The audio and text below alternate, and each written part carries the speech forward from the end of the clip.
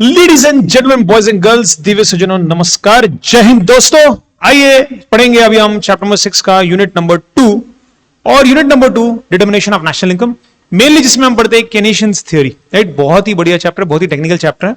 In fact इसके अगर कुछ टर्म्स देखो तो आप मैथमेटिकल इक्वेशंस, अगर आप मैथमेटिक्स का स्ट्रेट लाइन इक्वेशन वगैरह जानो तो आप इसको अच्छे से समझ पाएंगे। एक तरीका है रट्टा मारो, राइट, बट उससे अच्छा तरीका जैसे रेगुलर लेक्चर में हमने देखा है, एक एक इसको आप लॉजिकली पढ़िए। जैसे इस चैप्टर में equation of a straight line, उसका अगर आप मैथ्स का यूज करके समझते हो ना, जैसे हम बोलते हैं consumption function, so consumption function is a plus B Y, right. So जो equation of a straight line आपने 10th स्टैंडर्ड में पढ़ा है, उसके रेफरेंस में इसको समझेंगे तो बहुत बढ़िया लगेगा। जिसमें हमने पढ़ा था कि ए जो है ये एक ऑटोनॉमस डिमांड रहता है ना। ऑटोनॉमस डिमांड मतलब क्या? से फॉर एग्जांपल मान लीजिए मेरा नेशनल इनकम कुछ भी रहे, इस कंट्री का बोल रहा हूं मैं, इन जनरल जीरो भी रहा ना, तो भी इस कंट्री में कुछ तो बेसिक डिमांड होगी। रोटी, कपड़ा, मकान और 1.5 GB इंटरनेट, ये तो चाहिए ही चाहिए जीने के लिए। क्या कहते हो ये सुनो? मतलब पहले रोटी, कपड़ा, मकान था, अभी 1.5 GB 2.5 GB जैसा भी आपको सही लगे, वो भी 5G, ये तो चाहिए ही चाहिए। ये तो ऑटोनॉमस हमारा कंजम्पशन एक्सपेंडिचर है। मतलब इतना तो हम कंजम्पशन करेंगे ही, भले हमारा नेशनल इनकम कम भी रहा तो। So C is equal to A plus B Y में बोलता हूं, ये क्या दिखाता है कि मेरा कंजम्पशन मेरे नेशनल इनकम पे तो डेफिनेटली डिपेंड करता है। It is B times my national income. So B यहां पे क्या दिखाता है? प्रोपेंसिटी। रेगुलर लेक्चर में हमने देखा था, it is the slope of the line, right. Propensity of consumption मतलब नेशनल इनकम, ऐसा सोचिए इंडिविजुअल के एंगल से सोचिए। आप जब इनकम कमाते हैं ना, सो थोड़ी सी प्रोपेंसिटी रहती है खर्च करने की। Yes, you will agree, right. मतलब थोड़ा सा पैसा आता है, मन करता है कुछ खर्च करें। बट अगर पैसा नहीं भी रहा ना, तो रोटी, कपड़ा, मकान एंड 2.5 GB इंटरनेट, ये तो लगेगा। सो हम कहते हैं ऑटोनॉमस, कि वो वाले पार्ट के आगे कुछ वाई वाई की जरूरत नहीं है, इसके आगे वाई से मल्टीप्लाई करने की जरूरत नहीं, ये वाई पे डिपेंड ही नहीं करता, ये ऑटोनॉमस है। तो ये तो हम करेंगे ही, इतना तो हमारा कंजम्पशन एक्सपेंडिचर होगा ही, और उसके ऊपर हम और अगर नेशनल इनकम कमाएंगे तो नेशनल इनकम को थोड़ा बाजू में रखिए, पहले इंडिविजुअल का सोचिए। अगर मैं और इनकम कमाऊं तो जैसे से मैं इनकम कमाता हूं उसका कुछ हिस्सा खर्च करने की फितरत होती है, खर्च करने की इच्छा होती है। So that is B, propensity to consume, तीव्रता, इच्छा, एक तीव्रता कि मेरा थोड़ा इनकम आ गया तो किसी की फितरत होती है। सो बी शोज योर फितरत। कितनी फितरत है? कुछ लोगों की फितरत है कि जितना भी मैं कमाऊंगा उसका 10-20% मैं खर्च करूंगा। 20% मतलब बी की वैल्यू है 0.2, मैं जो कमाऊंगा उसका 20%, जो मैं कमाऊंगा उसका 30%, तो वो हुआ बी। तो आप कितना खर्च करोगे ये दो चीजों पर डिपेंड करेगा। एक है आपका ऑटोनॉमस डिमांड, ये आपके इनकम पे डिपेंड नहीं करता, this is autonomous, this is not dependent on anything, this is what I need. A. B जो है ये इनकम इंड्यूस्ड है, क्योंकि मेरे पास इनकम है इसलिए ये और खर्च करने की एक फितरत होती है, एक खर्च करने की एक तीव्रता होती है, इच्छा होती है कि यार खर्च किया जाए, पैसा है तो करेंगे। इसलिए टोटल खर्चा कितना होगा? C is equal to A plus B Y. और हमने रेगुलर लेक्चर में मैंने इसको दिखाया भी था, इट्स अ स्ट्रेट लाइन, है ना। ए क्या दिखाता है ना, A is Y intercept, B is the slope of the line. But ये सब नहीं भी पढ़ा, रेगुलर लेक्चर में है। जिनको चाहिए रेगुलर लेक्चर्स आप डेफिनेटली ले सकते हैं, देख सकते हैं उसको ऐप के ऊपर। SGT commerce academy app download करिएगा, उसके ऊपर डेफिनेटली रेगुलर सेशंस है। रेगुलर लेक्चर्स जिन जिन लोगों ने बाय किए उनको तो दिखेंगे, वो आप तो देख सकते हैं। बट ठीक है, वो रेगुलर लेक्चर के हिसाब से ठीक था। अब ये लेक्चर जो ये टू द पॉइंट रहेगा, अब हम एग्जाम ओरिएंटेड पढ़ेंगे। तो चलिए लेट्स क्विकली स्टार्ट।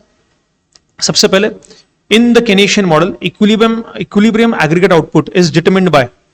तो हमने देखा था कि एक्चुअली केन्स के हिसाब से आपके लिए equilibrium output will depend upon your aggregate demand. मैंने रेगुलर लेक्चर में कई बार बताया था, it is aggregate demand that is the most predominant factor deciding the overall production in the economy. See, demand है तो सब है। जिस दिन डिमांड हिल गया ना देश का, देयर इज नो डिमांड, वो देश का कोई इकोनॉमिक अस्तित्व नहीं रहेगा। जब तक डिमांड है वो देश चलता रहेगा। सो जहां डिमांड है वह सप्लाई ऑटोमेटिकली आ जाता है, you don't have to worry, right. मुर्गी है, अंडा आ जाएगा, बट पहले वो होना जरूरी है, राइट। क्या वो है? Aggregate demand. एग्रीगेट डिमांड होगा। So aggregate demand is the deciding factor. जितना एग्रीगेट डिमांड ज्यादा, उतना प्रोडक्शन पुल होगा, उतना प्रोडक्शन के लिए इंसेंटिव होगा। So aggregate demand is what decides. Regular lecture मैंने कहा भी था, जैसे जिस देश में लोगों का डिमांड ओवरऑल रुक जाता है ना, वो देश का इकोनॉमिक आउटपुट बनना रुक जाता है, क्योंकि डिमांड ही नहीं है तो बना है किसके लिए। So as per Keynesians model, the equilibrium output depends upon aggregate demand mainly. Keynes believed that an economy may attain equilibrium level of output. Equilibrium कब आएगा Keynes के हिसाब से? Simple, when aggregate demand is equal to aggregate supply. So only at full employment level. नहीं, ये जरूरी नहीं है at full employment level, ऐसा कुछ नहीं, right? आपका aggregate demand equal to aggregate supply जहां पे हुआ, राइट, वो आपका डिसाइडिंग फैक्टर है, वहीं पे आपका कहीं ना कहीं इक्विलिब्रियम आने वाला है। ये जरूर नहीं है कि फुल एम्प्लॉयमेंट लेवल पे ही आए। फुल एम्प्लॉयमेंट लेवल मतलब क्या, पूरा का पूरा हर एक रिसोर्स मेरा फुल्ली एम्प्लॉयड है, तभी इंडिया का बेस्ट पॉसिबल इक्विलिब्रियम आउटपुट बनेगा। सी, मान लीजिए फुल एम्प्लॉयमेंट लेकर आप 100 यूनिट्स बना सकते हो, 100 वड़ा पाव बना सकते हो मान लो। अगर डिमांड 70 वड़ा पाव का है तो 30 वड़ा पाव वेस्ट क्यों करने का? मतलब ही क्या है, अगर सप्लाई नहीं है तो, अगर मतलब ही क्या, अगर डिमांड नहीं है तो। सी, आप सप्लाई कर सकते हो 100 वड़ा पाव का, तो 100 पे इक्विलिब्रियम नहीं आएगा। आप बना सकते हो 100 फुल एम्प्लॉयमेंट लेवल पे। इफ इंडिया वर्क्स, से India can manufacture, India can produce से 100 vada pav, but will I produce 100? It depends upon what is my aggregate demand. If my aggregate demand is not 100, why would I do that? So if my aggregate demand is 70, I can produce say 100, okay, aggregate supply, but then in that case हम नहीं कहेंगे कि 100 पे equilibrium आएगा, equilibrium 70 पे आएगा जब वो दोनों इक्वल हो जाएंगे। सो हम वही कहते हैं, जब 45 डिग्री की लाइन कट होगी तो ये हमारा कंजम्पशन एक्सपेंडिचर जो रहता है, कंजम्पशन एक्सपेंडिचर इस कंजम्पशन गुड्स का डिमांड, वो जीरो से नहीं शुरू होता। कि मैं आपको पहले कहा कि मेरा इनकम जीरो भी रहा ना, देखो मेरा इनकम यहाँ पे जीरो भी हो गया ना, तो भी कुछ तो है, रोटी कपड़ा मकान and 1.5 GB internet 5G speed वाला, ये तो मेरे को चाहिए, राइट? मतलब मेरे को चाहिए, मतलब आपकी बात कर रहा हूं मैं, ओके। सो ये कंजम्पशन एक्सपेंडिचर जो है, ये कंजम्पशन फंक्शन, वो यहां वाई एक्सेस से शुरू होता है, यस और नो, जो दिखाता है कि नेशनल इनकम जीरो भी रहा, still there is certain consumption, there is certain consumption. से 100 रुपीज का तो डिमांड होगा, 100 रुपीज की चीजों का तो डिमांड होगा, मेरा इनकम जीरो भी रहा तो भी मैं 100 का डिमांड करूंगा। मैं लोन लेके रोटी कपड़ा मकान खाऊंगा या खरीदूंगा, बट उतना तो चाहिए, मेरा इनकम जीरो भी रहा तो भी। सो ये जो है, ये जीरो, ये लाइन ओरिजिन से स्टार्ट नहीं होगी, राइट, सी की। और क्योंकि सी की लाइन ओरिजिन से स्टार्ट नहीं हो रही है, सो डेफिनेटली सी में अपन आई ऐड करते हैं आपका इन्वेस्टमेंट एक्सपेंडिचर, तो इन्वेस्टमेंट डिमांड जो क्रिएट होगी उस एक्सपेंडिचर से वो तो और ये और आगे बढ़ता है, लेकिन कभी भी ओरिजिन से नहीं होगा। और फिर ये लाइन आपके 45 डिग्री लाइन को जहां इंटरसेक्ट करेगा ना, वहां इक्विलिब्रियम आएगा। ये नहीं कि आप फुल कितना बना सकते हो, मैं 100 वड़ा पाव बना सकता हूं, वो छोड़ दो रे, अगर वो 75 का ही एग्रीगेट डिमांड है, so my equilibrium will come at 75। Aggregate demand should be equal to aggregate supply. ज्यादा कर भी सकते हो सप्लाई, तो वही फुल एम्प्लॉयमेंट पे ही इक्विलिब्रियम आएगा, जरूरी नहीं डिमांड होना चाहिए। नहीं है डिमांड तो उतना फुल एम्प्लॉयमेंट पे काम करके फायदा क्या है? एकदम सिंपल लास्ट एग्जांपल लेता हूं, मान लो मैं 24 घंटे लेक्चर ले सकता हूं, मान लो सोने की भी जरूरत नहीं मुझे, मान लो एग्जांपल, पर अगर दिन भर में 12 ही घंटे की डिमांड है, 11 ही घंटे की डिमांड है, तो मैं बचे हुए घंटे लेक्चर लू किसके लिए? So it is not that when you work at your full possible employment level is when you will have achieve your equilibrium. No, I'll achieve my equilibrium where my aggregate demand is equal to aggregate supply. Demand 11 hours की है, I supply 11 hours and that is the best I could do. Nothing more than that. क्यों 12 hours में काम करूं, क्यों मैं 15 hours काम करूं अगर 11 hours की डिमांड है इन अ डे, राइट? सो वही केन्स ने कहा, Keynes believe that an economy में attend full equilibrium level of output only at full employment. No, below full employment भी हो सकता है, B Bombay. Okay, according to Keynes, the consumption expenditure is determined by, हमने पहले देखा consumption expenditure is determined by what? एक autonomous रहेगा और एक B times Y आपका consumption expenditure. So interest rate पे नहीं, गवर्नमेंट के टैक्स पे नहीं, disposable income पे yes. See, Keynes ने आगे जाके कहा कि एक्चुअली है ना, हम नेशनल इनकम कितना है, अभी पहले इंडिविजुअल का समझिए फिर पूरे देश का भी समझ में आएगा। एक इंडिविजुअल अपना इनकम देख के नहीं सोचता मैं कितना उड़ाऊं, उस इनकम में से उसको टैक्स भी भरना पड़ता है, राइट? सो ये जो Y है से उसके ऊपर 30% टैक्स रेट है, तो Y इंटू 30%। तो अब 100 रुपए कमाते हो तो 100 रुपए पे 30% टैक्स जाने के बाद जो बचता है उसको हम कहते हैं disposable income. So income minus taxes, income minus taxes is your disposable income. और आपके डिस्पोजेबल इनकम पे एक्चुअली डिपेंड करता है कि आप कितना खर्च करोगे, राइट? तो ये भी कहना था केन्स का, आगे जाके उसने कहा कि Y नहीं, एक्चुअली Y में से टैक्स हटा दो, तो Y के ऊपर टैक्स लगता है, इसलिए Y में से Y टाइम्स टैक्स ये हटा दो, ये बचेगा आपका डिस्पोजेबल इनकम। और टैक्स भरने के बाद जो इनकम मेरे पास बचता है ना, उस पर डिपेंड करता है कि मैं कितना उड़ाऊंगा। जैसे मैंने कमाया 100, लेकिन टैक्स भी 100 रुपए है, पूरा जो मैं कमाता हूं मान लीजिए पूरा मेरे पे लगान लग जाती है, पूरा टैक्स बोल के चला जाता है, तो भले मेरा इनकम 100 है, फिर उस 100 की इनकम जैसे मेरा कोई भी एक्स्ट्रा डिमांड हो नहीं रहा, क्योंकि 100 इनकम और 100% टैक्स है मान लो, तो कुछ बचेगा ही नहीं। इसलिए इसने कहा कि टैक्स के बाद क्या बचता है वो इंपॉर्टेंट है, एंड हेंस उसको कहते हैं डिस्पोजेबल इनकम। और उसने कहा था yes, your consumption will depend upon how much is your disposable income. पहले का इक्वेशन क्या है, C is equal to A plus BY, and later जब हम ये चैप्टर पढ़ते हैं उसमें हम देखते हैं A plus B Y minus Y के ऊपर जो टैक्स लगेगा उतना हटा दो। Okay, so A plus B से Y आपका 1000 रुपए आपका इनकम है, से 30% टैक्स है, तो 1000 इंटू 30%, 1000 इंटू 30% कितना हुआ? 300 रुपए, हटा दो, ये 700 रुपए। डिस्पोजेबल इनकम पे डिपेंड करता है कि आपका कंजम्पशन एक्सपेंडिचर कितना होगा, ये कहा था कीन्स ने, राइट? हाँ जी, आगे। The marginal propensity to consume can be defined as, marginal propensity to consume मतलब क्या कि आपका नेशनल इनकम बदलने की वजह से आप में जो खर्च करने की प्रवृत्ति होती है, that is marginal propensity to consume, right? So what is marginal propensity to consume? A change in spending due to change in income. Yes, कि मेरे इनकम बदलने की वजह से मेरे को जो खर्च करने की प्रवृत्ति मेरे में होती है, right? That is my propensity, प्रवृत्ति, propensity to consume. Why? Because my income has changed, hence my spending is changing. So this shows my propensity to consume dependent on my income. If consumption function is a plus by, तो b यहाँ पे क्या दिखाता है? b is the slope of that line, consumption expenditure के line का slope है ये. And b can also be called as what? Marginal propensity to consume. यही तो है आपका marginal propensity to consume, कि मैं जितना भी कमाता हूं उसका 80% उड़ाना मेरी तीव्रता है, मेरी फितरत है. So say 1000 रुपीज का तो मैं खरीदता हूं, मेरा इनकम जीरो भी रहे तो, ओके, लेकिन प्लस जो मेरा डिस्पोजेबल इनकम है, मान लीजिए उसका 0.2 टाइम्स, या जो मेरा इनकम है उसका 0.2 टाइम्स. 0.2 क्या है? ये है आपकी propensity to consume. If my income increases by 1000, उसका 0.2 मतलब उसका 20%, 1000 का 20%, 200 रुपीज में और मेरा कंजम्पशन बढ़ा रहा हूं. वाई? पैसा कमा रहा है बाप का भाई. अगर मैं 1 करोड़ कमा रहा हूं तो उसका 20%. अरे सूरज, आज तू 1000 के बदले 20 लाख रुपए और क्यों खर्च कर रहा है? क्या करूं, पैसा कमा रहा है आपका भाई. सो अगर 1 करोड़ रुपए मेरी नेशनल इनकम है, उसका 20% is my marginal propensity to consume. मतलब that is my increase in consumption, because मेरे पास डिस्पोजेबल इनकम है तो उसका मैं 20% उड़ाता हूं. ये मेरा कंजम्पशन इनकम इंड्यूस्ड है, क्योंकि इनकम बढ़ रहा है इसलिए मेरा ये कंजम्पशन बढ़ रहा है. 1000 रुपए वैसा नहीं, 1000 रुपए मेरे इनकम पर डिपेंड नहीं करता. इतना तो रोटी, कपड़ा, मकान एंड 1.5 GB, ये तो मेरे को लगता ही है, ये छोड़ दो. पर ये वाला तो मैं प्योरली इसलिए कर रहा हूं 20 लाख का डिमांड, क्योंकि 1 करोड़ मेरा इनकम है एंड हेंस मेरे में प्रोपेंसिटी खर्च करने की, राइट? सो बी क्या दिखाता है? बोलो जल्दी से, ऑप्शन क्या होगा? Marginal propensity to consume. 5 का जस्ट 1 मिनट.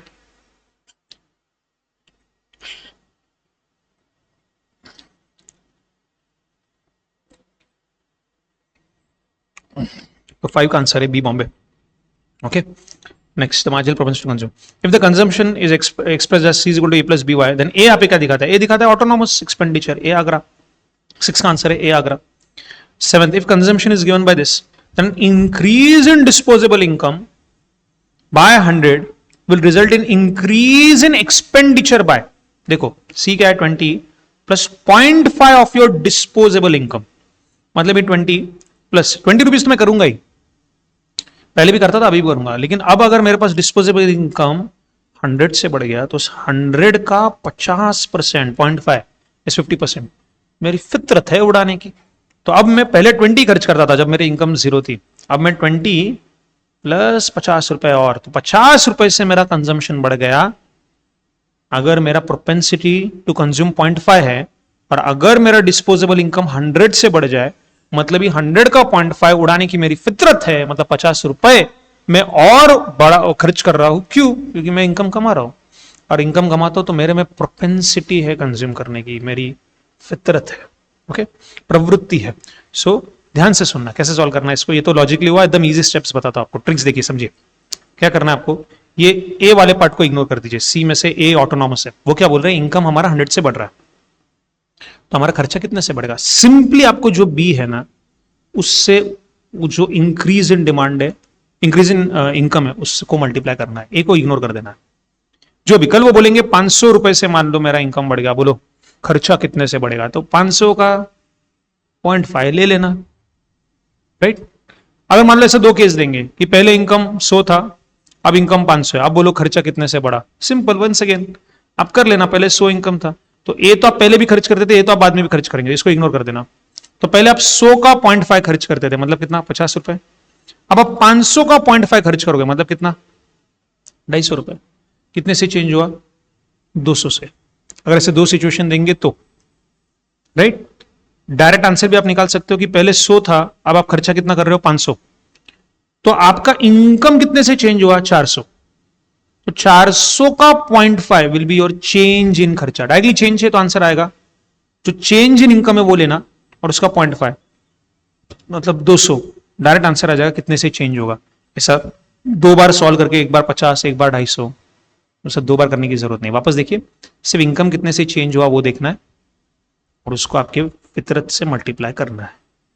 ये जो आंसर आएगा वो होगा आपका चेंज इन खर्चा because of change in income. Income change हुआ इसलिए मेरा खर्चा भी चेंज हुआ। कितने से? उसके 0.5 of my change in income.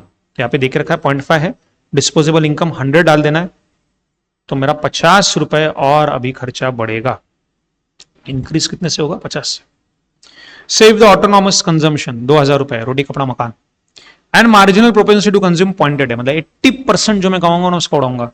तो if the disposable income is 10,000, अब बोलो कंजम्पशन कितना होगा? सिंपल, कंजम्पशन का इक्वेशन क्या है? A plus B Y. यहाँ पे ऑटोनॉमस रहता है, ऑटोनॉमस है 2000, बी इज फितरत प्रोपेंसिटी टू कंज्यूम, कितना है वो? 0.8। 0.8 times disposable income Y D.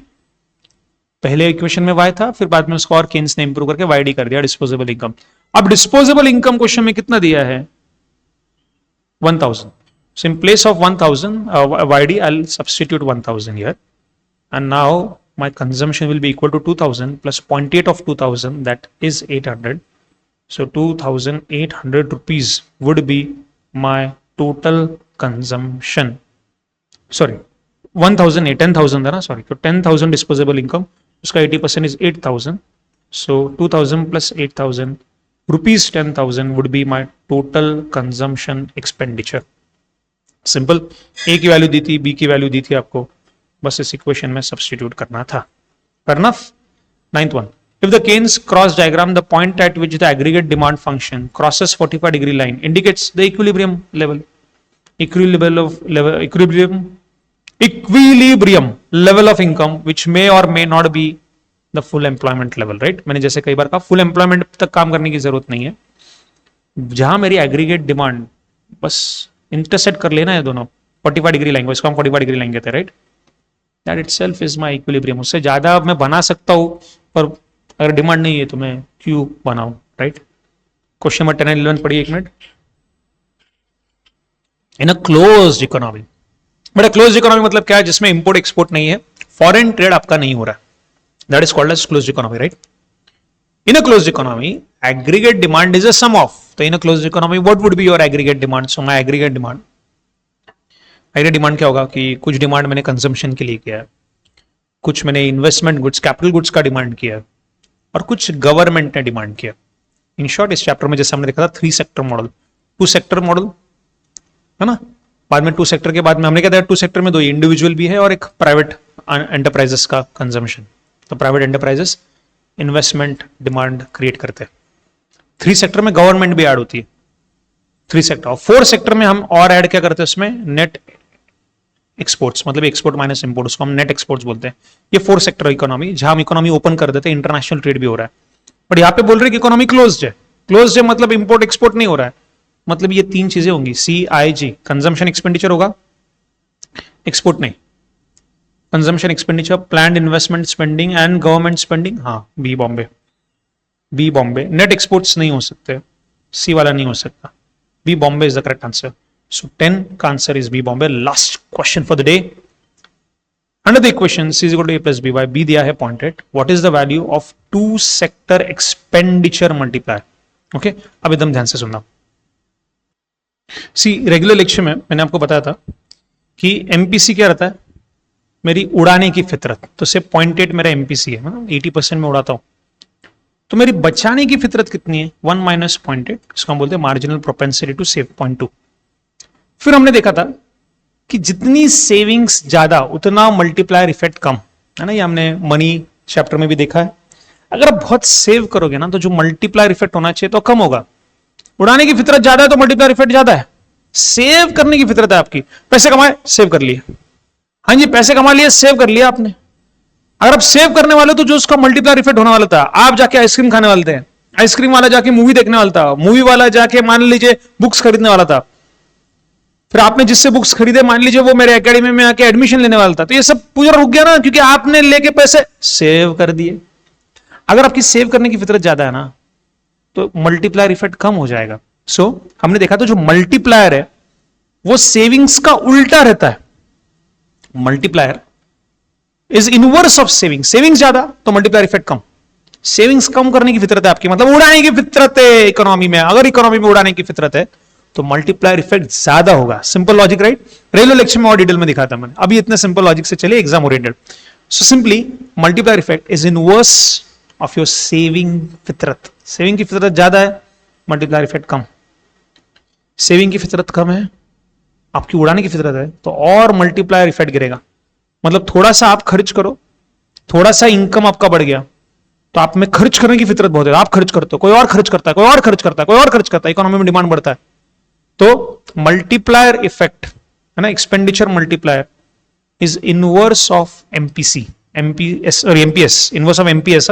Saving का इनवर्स है वो, सेविंग ज्यादा तो मल्टीप्लायर इफेक्ट कम, सेविंग कम तो मल्टीप्लायर इफेक्ट ज्यादा, इनवर्स चलते वो, इसलिए K is 1 upon MPS is equal to 1 upon, अब एमपीएस कैसे आता है, 1 माइनस एमपीसी है ना, MPS is equal to 1 upon 1 minus MPC 0.8 दिया है, एमपीसी 0.8 है, जाएगा 1 अपॉन 0.2, मतलब ये 5 टाइम्स सी कैलकटा, राइट?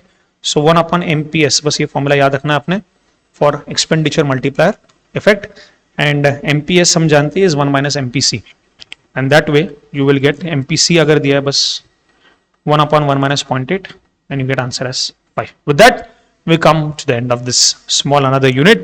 ऐसे ही और यूनिट्स हमको एक करके एक और सॉल्व करने हैं, एंड तक जाना है। बिलीव मी, एंड तक बस बने रहिए, आपके इकोनॉमिक्स ही है जिसमें सबसे हाईएस्ट रिटर्न ऑन इन्वेस्टमेंट है, तो बने रहिएगा। See you in the next session, until then, जय हिंद।